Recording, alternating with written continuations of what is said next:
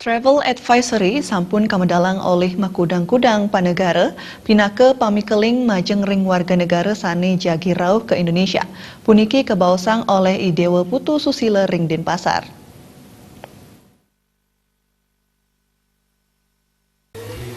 Travel Advisor kemadalang saking makudang-kudang panegara pinake pamucuk ring kewentenan pikubat politik Indonesia antuk hasil pilpres kali talis nyongolas sane ngawinang pamidabdab kerusuhan tanggal kali 21 Mei ring Jakarta.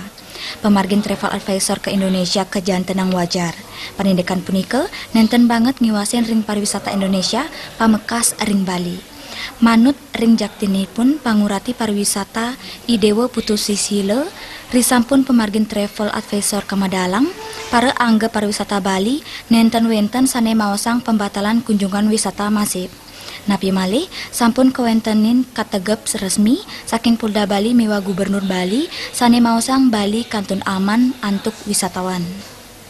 Terkait dengan advisory dari negara-negara tetangga khususnya ya kita harus menyikapinya dengan bijak karena memang ketika bicara persaingan ya itulah pesaing yang terdekat dari kita adalah negara tetangga karena seperti kita ketahui bahwa Thailand, Malaysia mereka juga sangat berharap pemasukan di negaranya dari sektor pariwisata ini. Namun demikian kita harus apresiasi dengan tindakan Pak Gubernur dan Wali Kota yang segera mengumumkan bahwa Bali itu aman. Nah, kami berharap bahwa seluruh komponen terkait dalam hal ini adalah stakeholder, pelaku pariwisata, para travel agent, institusi terkait yang bergerak di bidang pariwisata itu harus secara kontinu mengkampanyekan,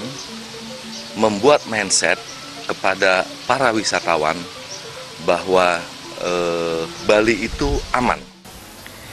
Maka sami stakeholder pamekas para angga pariwisata Bali kaaptiang nyarengin publik bagan miwah nyihnayang Bali kantun deg-deg antuk wisatawan ring dunia internasional.